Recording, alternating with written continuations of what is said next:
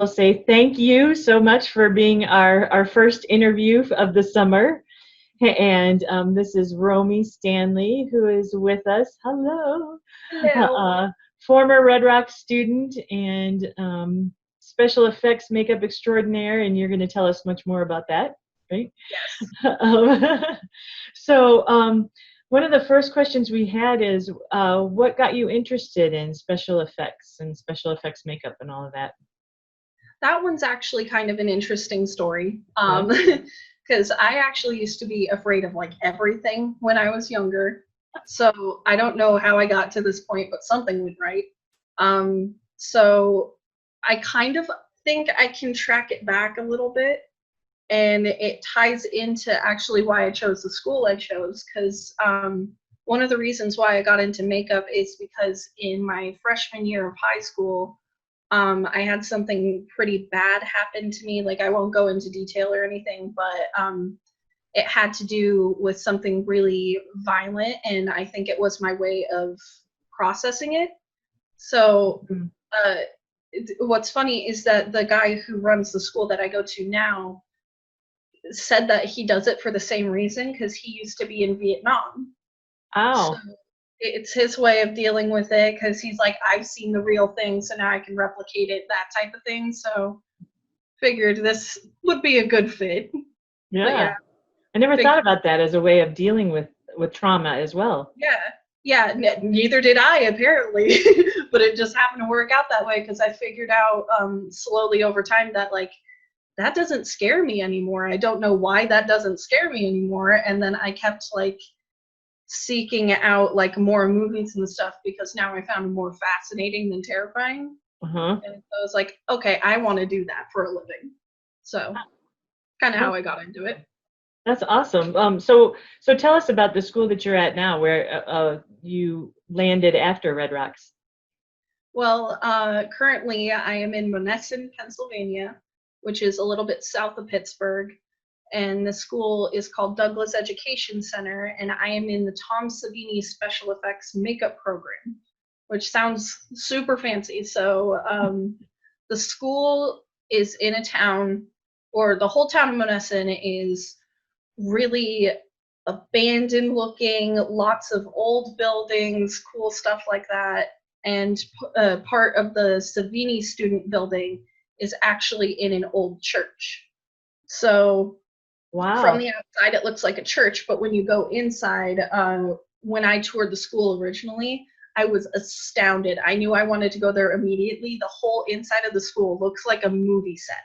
Wow. Cool. Yeah, it's really, really cool. We've got a hallway that the walls are, I'm pretty sure somebody who was a set design student got to it because the walls look like um, an Egyptian, like inside of a pyramid. So there's like hieroglyphics on the walls. There's another hallway with like pedestals with let's see, famous movie monster heads on them on display. The student like little break room kind of looks like a dungeon, so it's cool. So I really love it. But Nice. yeah, I started in February, and unfortunately, the first semester got interrupted by COVID. But I was able to keep doing stuff online, and I'm about to start my second semester here once we get everything figured out. Nice. Yeah, I've been sort of fangirling you on Facebook, seeing all of the projects that you're working on. It's amazing some of the stuff that you've been doing. I mean, we knew you did amazing work here at Red Rocks, but then Mhm. sounds like you've really kicked it up a notch.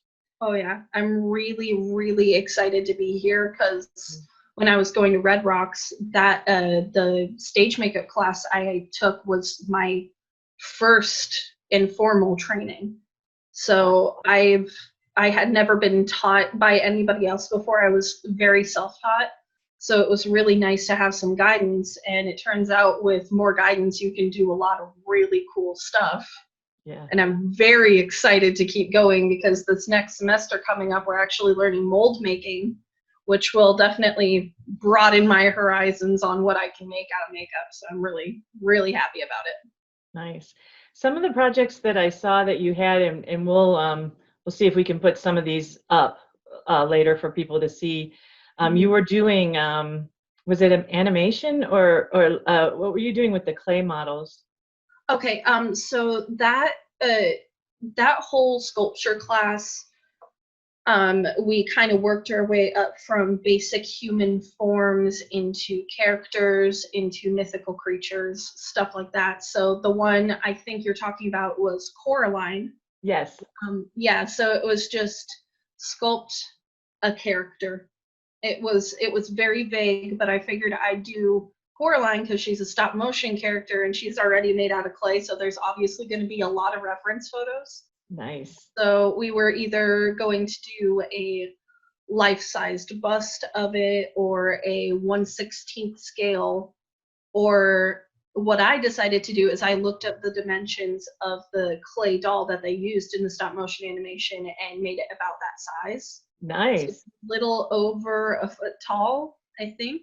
So we were supposed to build a aluminum wire armature and build up the character with NSP clay, which is oil-based clay. So it was really cool. I was very happy with that one. Yeah, and one of the other ones I saw was it a dragon or Yeah, something it was supposed to later? be a mythological creature. They didn't give like anything specific. They're like, so I know some of the students did creatures from urban legends, mythical creatures, stuff like that, but you're supposed to do your own take on it. So you make it as original as possible. So mine was supposed to be a Leviathan, which in the Hebrew Bible is like just this giant multiple headed sea monster thing that God killed and gave to the Hebrews for food.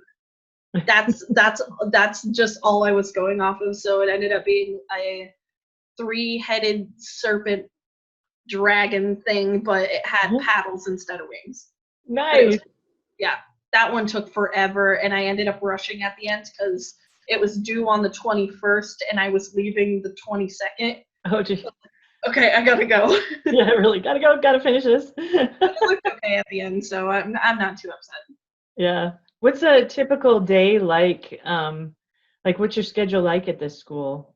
Oh, what are some of the classes that you take? Sorry, this was not on the list of questions. no, it's okay. It's okay. It's a little crazy sometimes, but that's okay. Um, I know coming up we have a digital sculpting class, so learning how to sculpt 3D forms in a computer program. We have Sculpture 2, which is a continuation of the one that I did last semester, and we have mold making. Um, and we usually have a couple of core classes thrown in there, but it still like pertains to what we're doing. Like last semester, it was anatomy and anthropology, so we were learning the structures of the human body, um, forensic speaking, so or anthropology speaking, not forensic. So skull structures of different stages of human evolution, things like that, the different bones in the body, the different muscles in the body, things like that. So when it comes to sculpting, we would know where the forms are supposed to be in relativity to each other, what sizes they are, which directions the muscles go. So that way, when you sculpt it, it'll be more realistic. Wow, So that's amazing. yeah, so they try to tie everything back in so it's at least a little bit relevant. Mhm.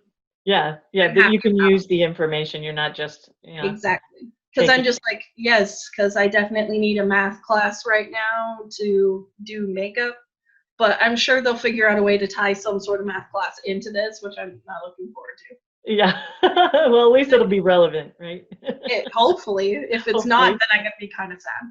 Yeah. Yeah. That sounds great. What are you going for a specific degree or certificate? Well, overall, this is just the special effects makeup. So just in general, it'll be a think an associate's degree.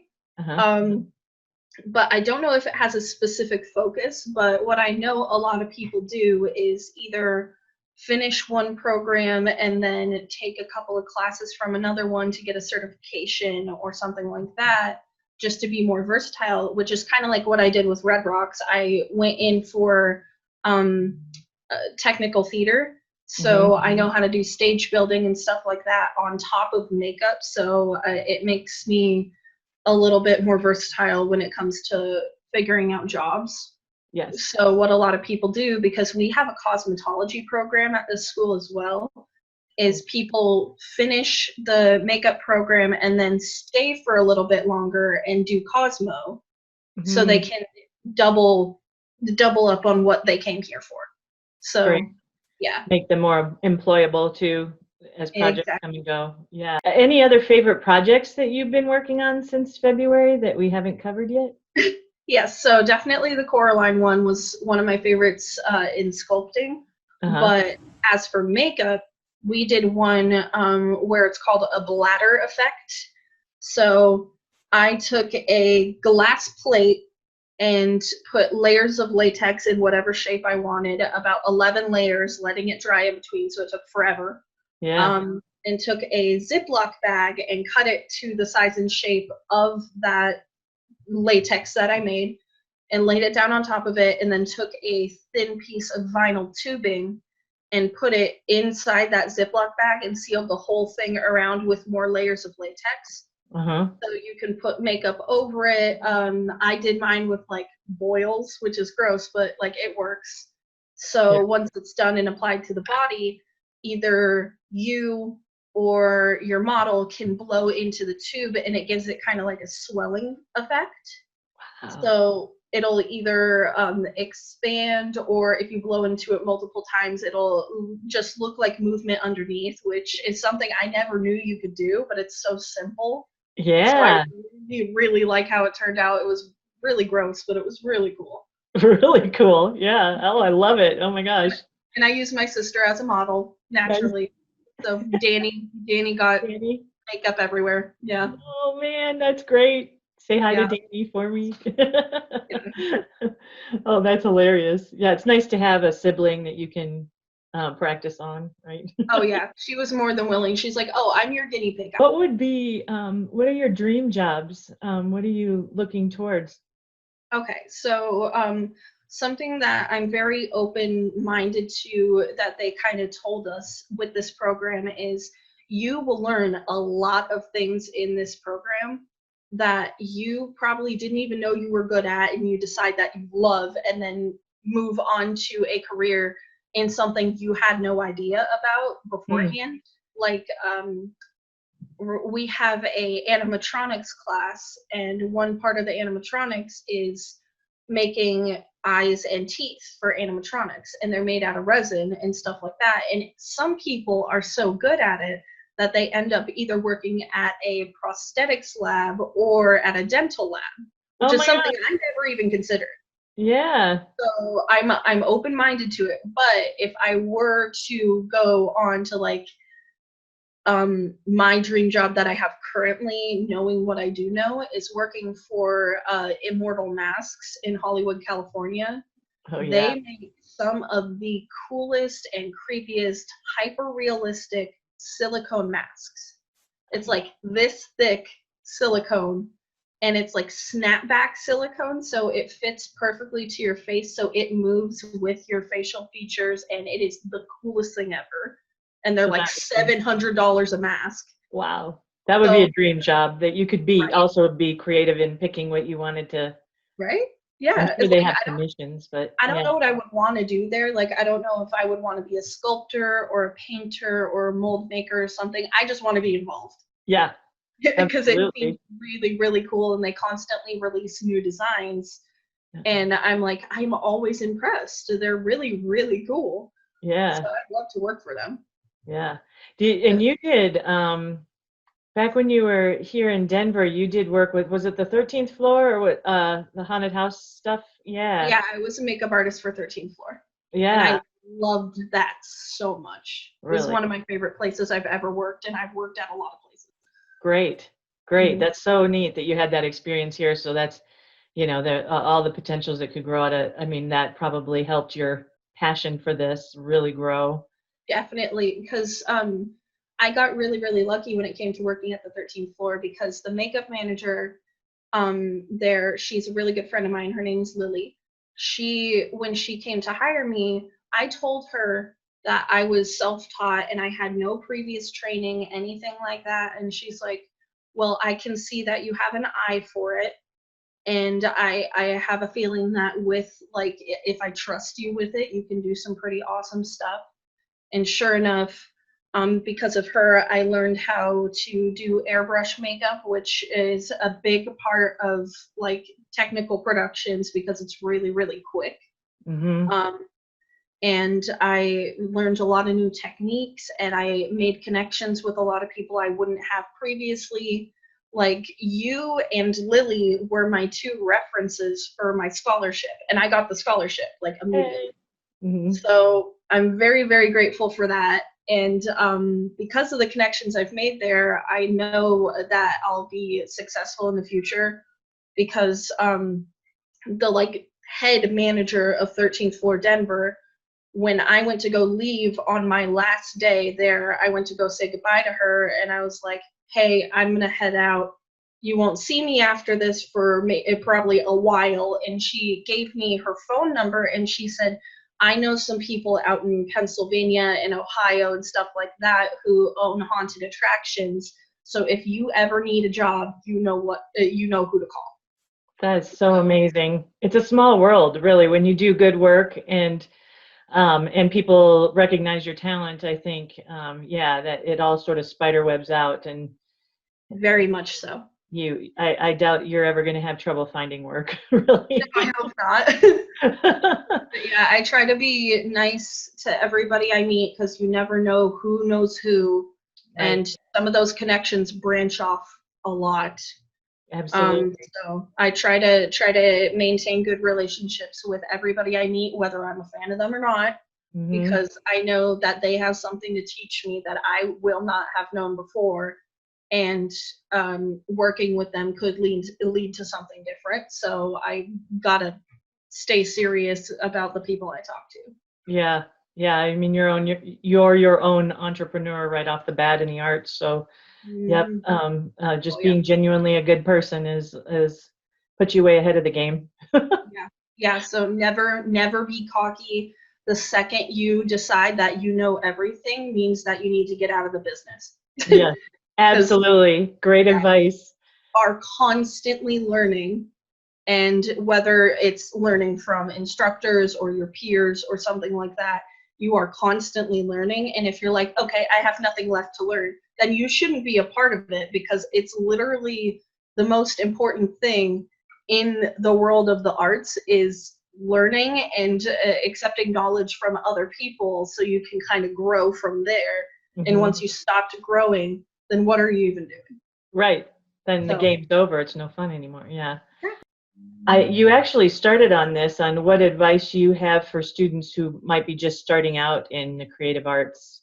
Yes. Okay. So my advice is, it's very difficult sometimes, but just, it's one of those things where it's like, trust the process, because you can be like, everybody around me is doing better.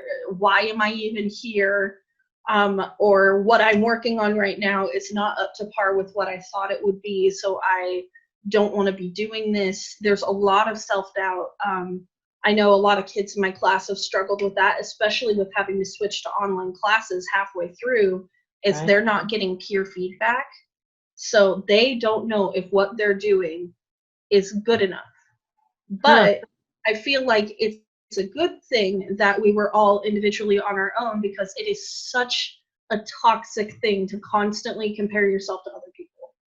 Because as long as you are constantly improving or attempting to improve yourself or doing something like that, that is what matters.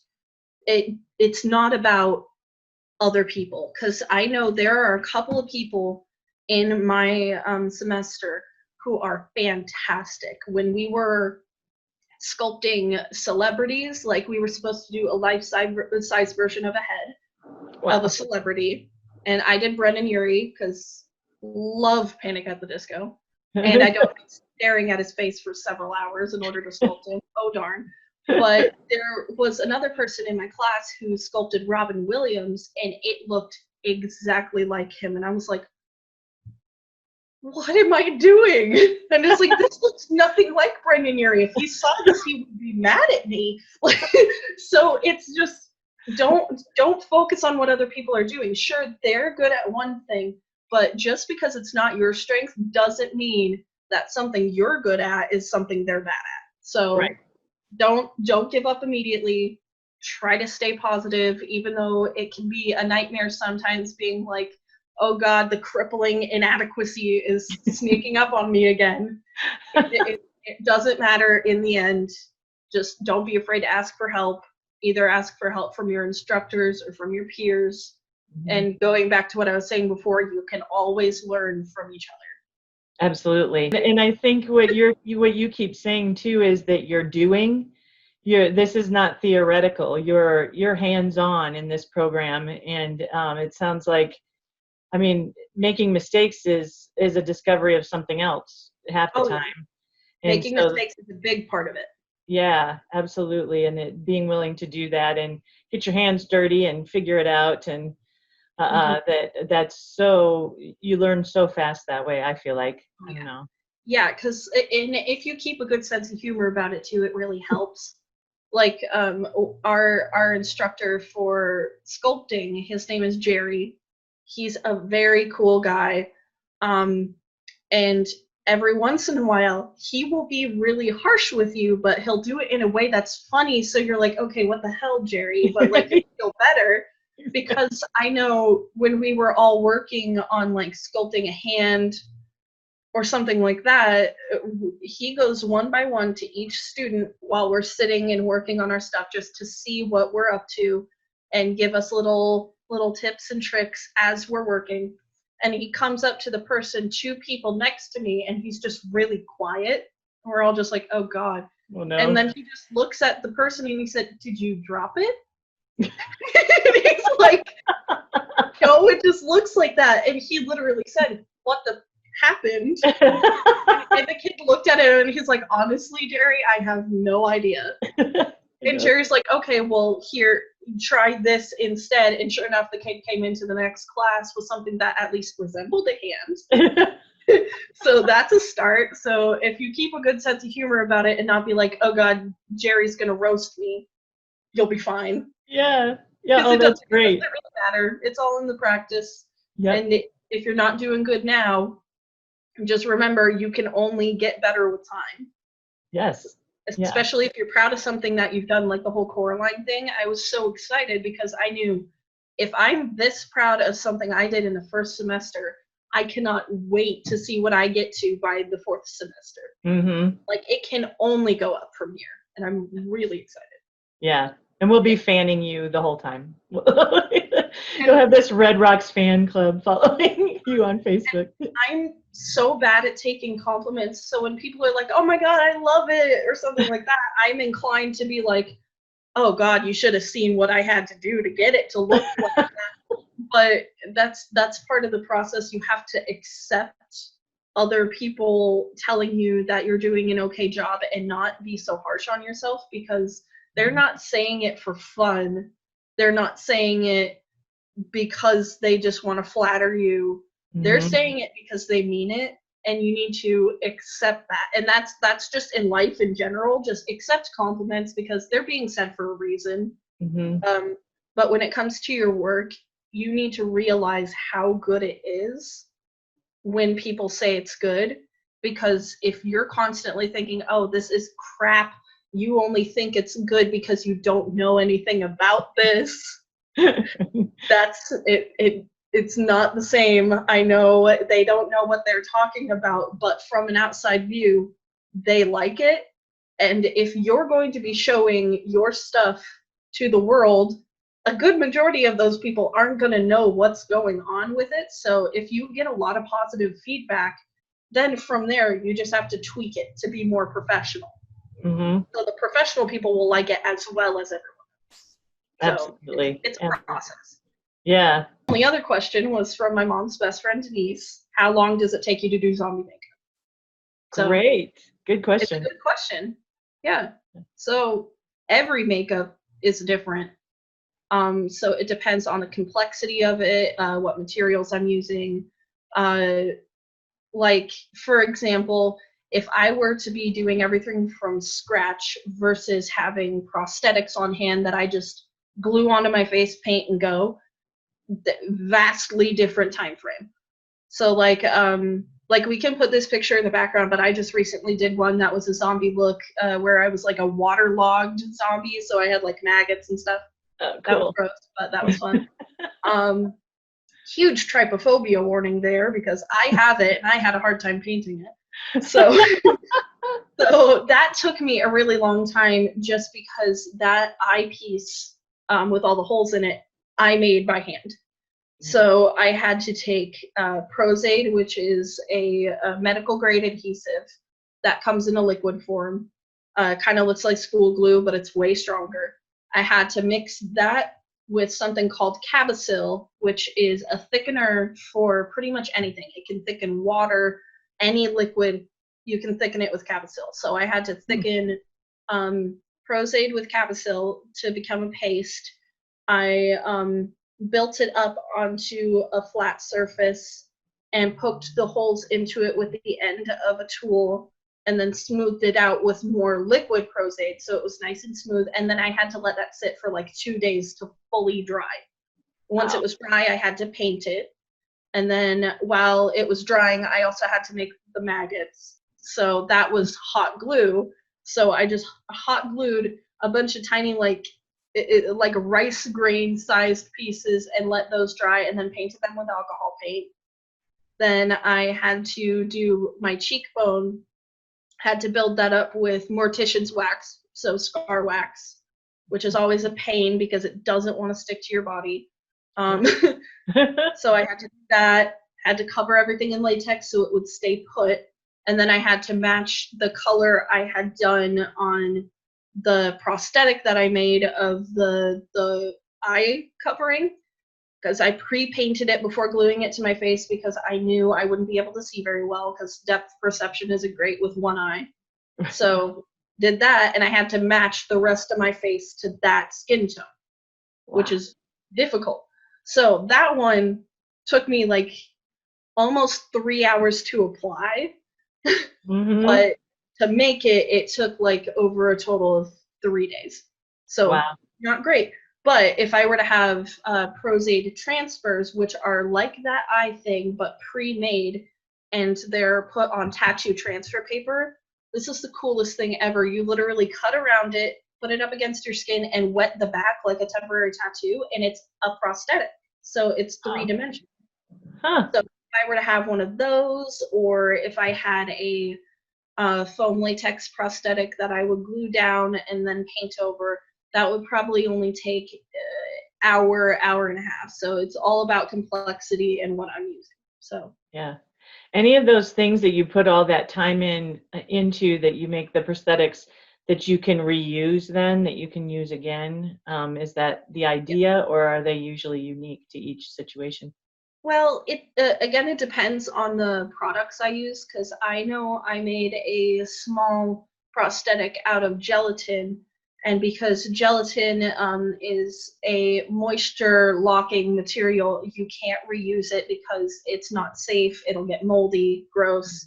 You don't want that on your face. So anything that's gelatin, I can't reuse. However, latex I can use over and over and over again. Those Prozaid transfers, those are a one-time thing as well, because when you peel them off, they get all gooey and stick together and don't look like anything. So they're a one-time use. That eye patch thing, I still have it. I just have to paint over it with different colors if I decide to do it again. Because if you reuse your prosthetics, you can either use them with the paint that was already on them from the previous project, or try to make something new, which I always try to do. But depending on what it is, you can reuse it. But that's kind of what that mold making class is going to be about, is taking a cast of your face in alginate, making a plaster like shell, and then filling that alginate mold with more plaster, so it's just a hard replica of your face, and Uh, you can sculpt directly onto it with that clay and make prosthetics that are fit to your face, and you can reuse them over and over again. oh, very cool. So I'm really excited about that. I've never had a cast on my face, because if I did, I would be doing some really weird stuff. Yeah. Well, I can't wait to see what comes up next then with these projects once you I think have that. you'll like it. I'm really excited.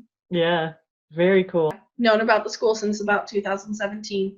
The reason I found out that they were having like an open house or something is actually because one of the girls in the administration office follows me on Facebook. So she sees the stuff I do.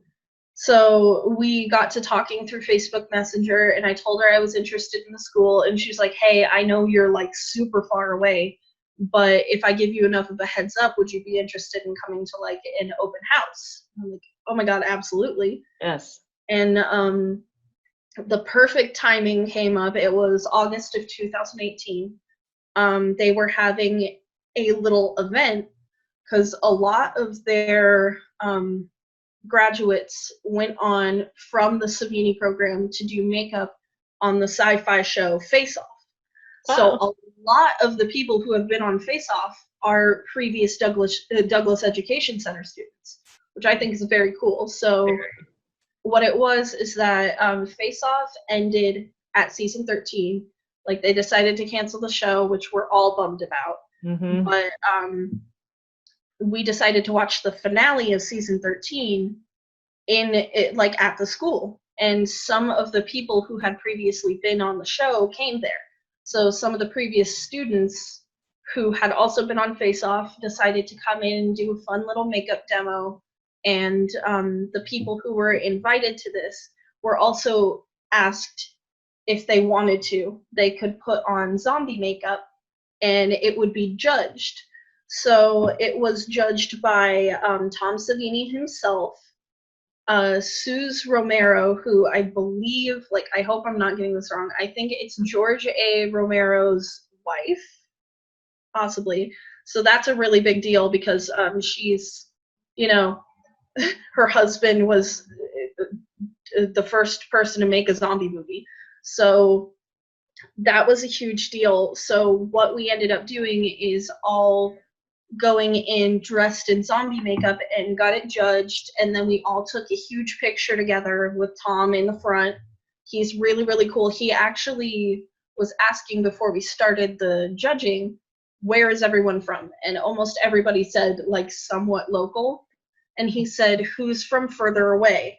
And a girl raised her hand and she's like, I'm from New Jersey. And I just like slowly raised my hand and I'm like, and he's like, where are you from? And I'm like, me and my dad drove out from Colorado.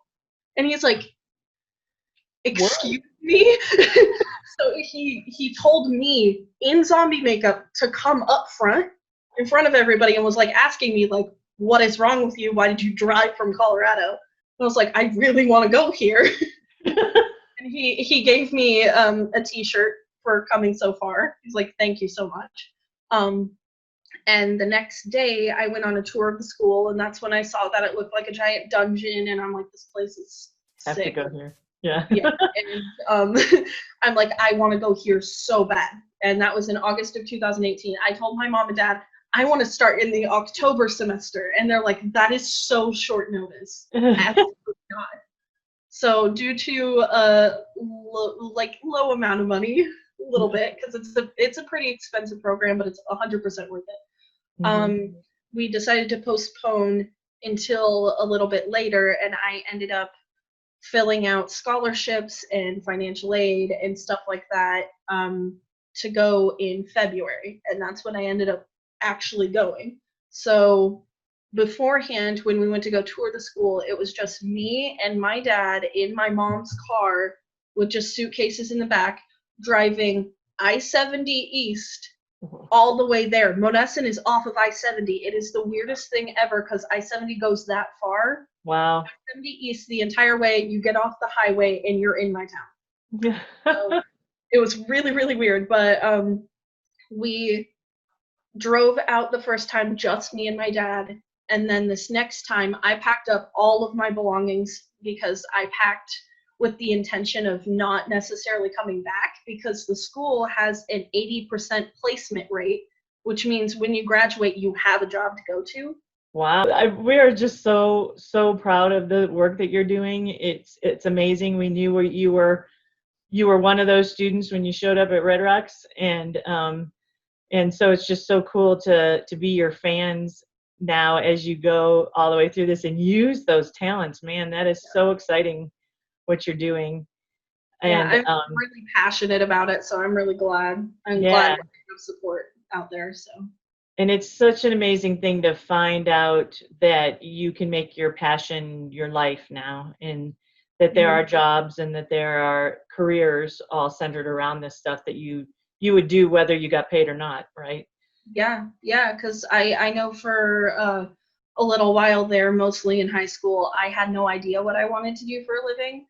I was also in a really dark place, so I was like, I don't even care what I'm going to do with my future. Yeah. Don't really want to look into it.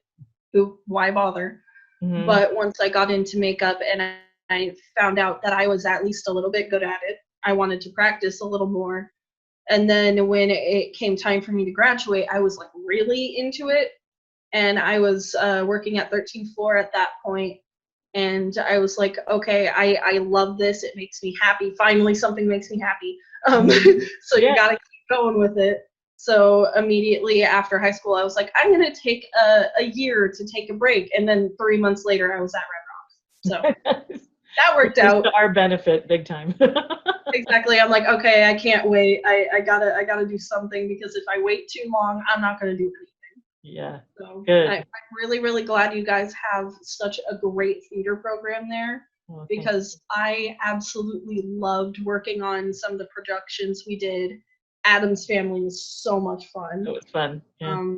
And being one of those people who was doing technical theater in addition to the makeup, being on both sides of it behind the scenes was really, really cool. So I hope I can do something like that again in the future, because it's very fulfilling, and I'm really glad to see how many successful people you're going to have there at Red Rocks, because you've got some really good talent there. Yeah, it's a incubation place, and then we want you all to fly off and do super spectacular things and then come back and tell us about it. Yes, and I absolutely will, because now I've got 2 people who are I think either 1 or 2 people who are in your theater program now that I'm really good friends with, have been for a really long time. Ammon Underhill. Yes, Ammon. He is my best friend's stepbrother, so I'm like, obviously I'm going to stay in touch with Red Rocks because he's there. So whenever I do anything, I try to come back to Colorado and see as many people as I can. So if you guys are ever doing anything while I'm back in Colorado, you bet I'm going to be there.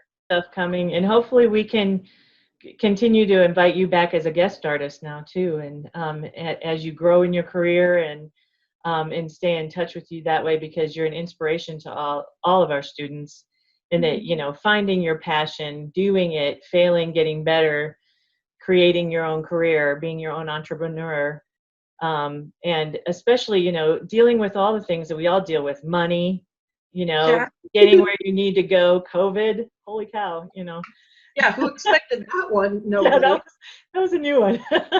yeah, that's a whole new problem. I faced some serious things, but that's a new one. That's a good one. Yeah. I love it.